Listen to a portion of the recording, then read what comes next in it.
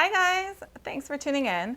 Today's video is more of a vlog-like video, but I think it's going to be a little bit different. It's not so much like a travel vlog or like what I'm doing in New York City vlog, but more like, I don't know, life update and just a chatty vlog. I need to do my nails and I figured I could catch up with you guys while I do my nails because otherwise I might not find another pocket of time to be able to film this. I sort of think of you guys as like my friends, you know what I mean? So I sort of think of this like a little catch up, you know, like you just came over to my house. I needed to get my nails done, but we also needed to catch up with some things. So we're just chatting. I wanted to catch up with you guys because the last several months have been pretty hectic for me. I've been doing a lot of traveling for work, traveling for fun, and I've been doing my best to try to take you guys along with me. And because of that, I feel like it's made me a little inconsistent with my video uploads, which makes me actually really sad. I think I've gone through almost 3 years without missing much of an upload, and then I had to take like a big chunk of time off in June where I wasn't really uploading videos, and then I was like, okay, I'm now all caught up, like let me not run into that kind of problem again, and then I did again in August. I missed a couple of videos before uploading this one, but I really hope I'm able to get back on track. I think it's a lot harder to film a YouTube channel when you have to travel for work. So I hope that explains like the premise of this video and why it's so casual. Like I'm just sitting on the floor. I'm gonna do my nails in my living room on my coffee table. But anyway, I wanted today's vlog topic to really be about wedding planning and how stressful it is. I've been sharing some snippets on my Instagram stories and I would get some questions about it too. So I figured I'm at a good time to like be able to talk about it a little bit. I don't think I'm necessarily ready to share like a bunch of details about my own events necessarily, but I do want to talk about some of the different like wedding cultures depending on where you are, and like how that kind of clash created some swirl for me and things to process for me, and how stressful that ended up becoming for me. So, and I guess to get a little bit more personal, I was not somebody who really wanted to get married or was really hell-bent on marriage in particular, especially a wedding ceremony. I didn't care too much for it. I wanted to find a lifelong partner, but I wasn't necessarily married to the idea of marriage, if that makes sense. I didn't grow up like dreaming of my wedding day or a wedding dress or anything like that. And so it never was that big of a deal for me personally. And when I met my partner, I shared that sort of preference that I had. I wanted to make sure that he was on the same page about it and like didn't mind. And so that was effectively my philosophy, my whole plan, if you will. And then we also had the pandemic. My brother had originally planned his wedding for 2020. Because of the pandemic, he ended up not being able to have his wedding.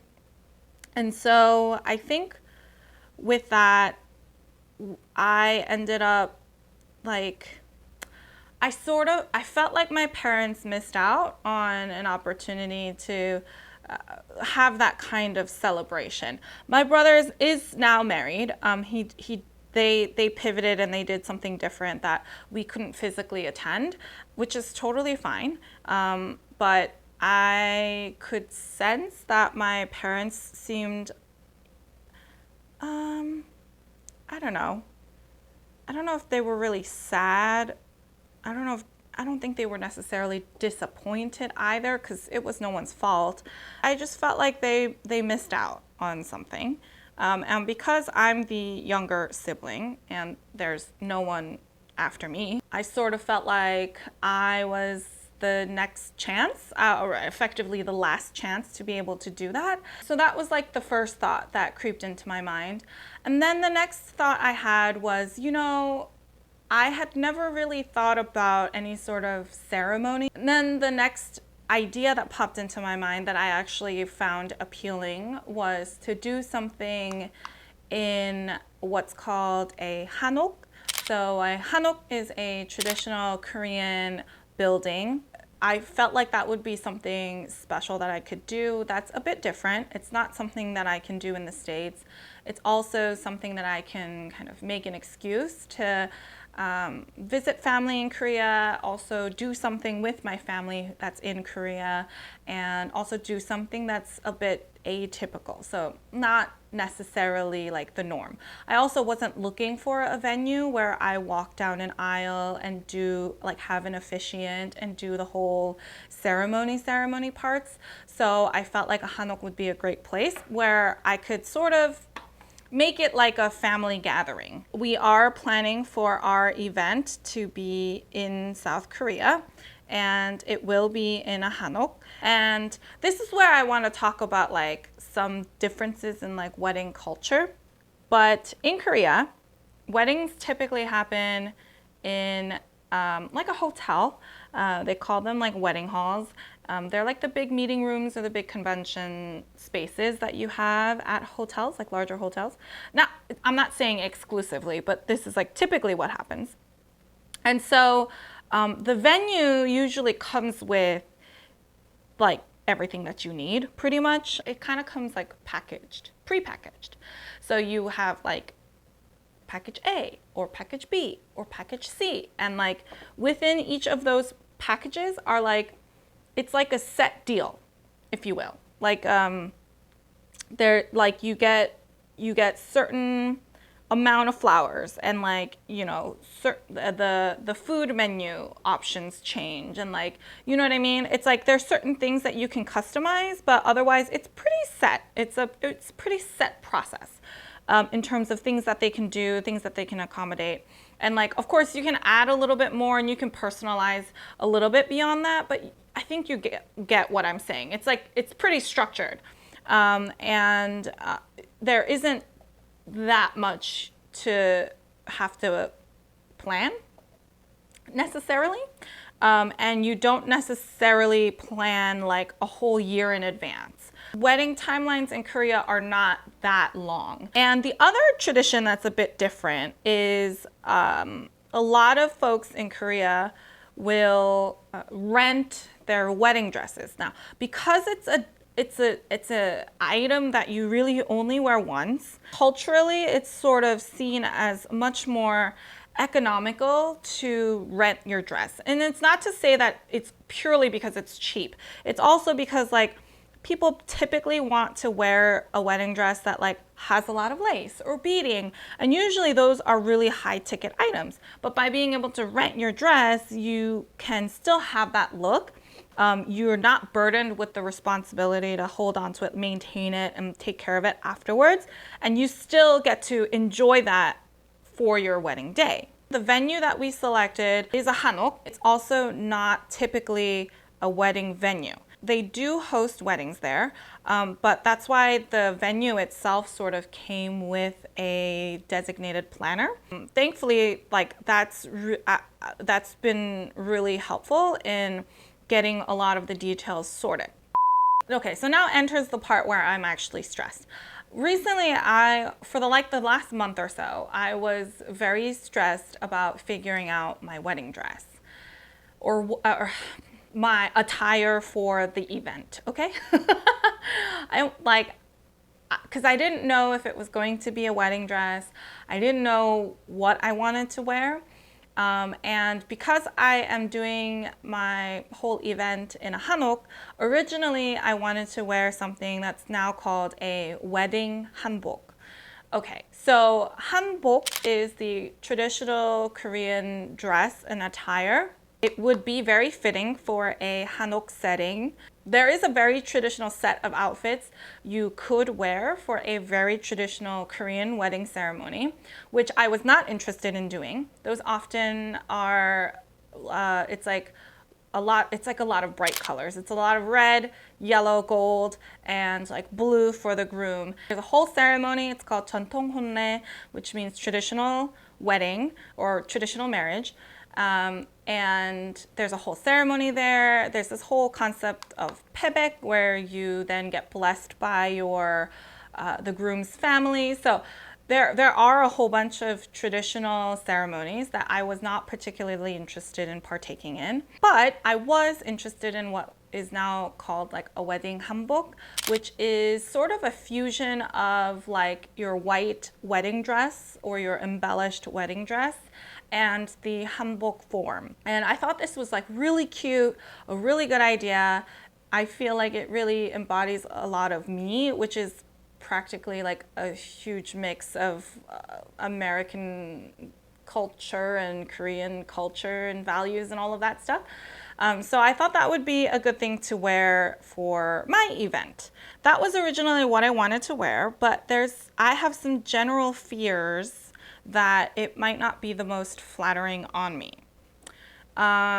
Just my body type, and also it being a very light color. Like I feel like the whole thing just might not go.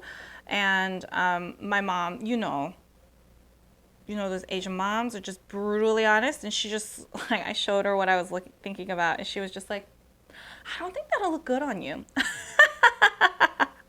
And she was like, oh, I really feel like, a more traditional like wedding dress, like a white wedding dress would look better on you. And like, you should definitely still explore that. And so I was like, you know what? Okay, let me explore it. I did go to a hanbok place to try on that kind of wedding hanbok style. And, it wasn't terribly bad by any means. My mom was pleasantly surprised. But I did want to try on, like, we're calling them like Western wedding dresses, like white wedding dresses as well, to see like what that would be like. So I did go to a bridal shop and I did try on some dresses. Basically went to try on like a variety of styles to better understand what I felt comfortable in and what I liked. This might not make sense to you guys, but one of the other reasons why I didn't care about having a wedding ceremony was because I dreaded the idea of dress shopping. I didn't want to go through it. I think it's different because it's occasion wear, and it's also occasion wear where I know a lot of people are going to be looking at me and like paying attention to me, and I think I don't like that kind of pressure. I don't want to be in that kind of space. I also find occasion wear shopping like really stressful because it's where I really have to come face to face with the disparity between the image that I have in my head of like what I might want to wear or what I think might be cool to wear and what actually looks good on me. Like, you know what I mean? Like, I'm faced with my own demons looking at the mirror when I'm like, oh my gosh, I thought it would be so cool to wear, I'm making this up, like this like super form-fitting like feathered outfit, and then like I look in the mirror and I look like Big Bird, like so I didn't want to have to go through that. I did not feel like it was going to be a pleasant experience, just because of the demons in my own head. Not because anybody makes it that way, and not because anybody makes me feel that way. It's my own self. I then like then I went into this whole swirl of like, oh my gosh, do I really have to go like try on dresses now? Like, what does that mean? And also like, it's just one day. How much money am I going to spend on this thing? Like, I don't want to spend that much money because it's really only one day. And it's not so much about the cost of it, because I've definitely spent like a pretty penny on clothes. But it's the concept that I only wear it once that I really struggled with. So I kept going back and forth on just the whole idea. I ended up going to a dress shop to try on some items. And then I kind of sat on it for a little bit, because then The next layer of complication that entered the equation was, ooh, actually, you know, should I just look for something that I could get in Korea? You know, to rent an item while I'm out there, because the logistics of having to bring the dress and all the stuff with it is real too, right? Like I'm about to take like a 14-hour flight. I'm gonna have to bring a dress with me if I get it here. So do I really want to do that? Like maybe I should at least explore the option. But the other struggle with rentals in Korea, though, for me at least, was sizing, because you know, the general population over there, the average size is like very small, and I don't fit within that average size range. And that's a whole separate topic, and they're trying to expand, you know, the inclusivity and the styles and all of that in Korea as well. But that aside, I spent a couple weeks like exploring what the process is, what I would need to do, and like what kind of places exist and all that stuff.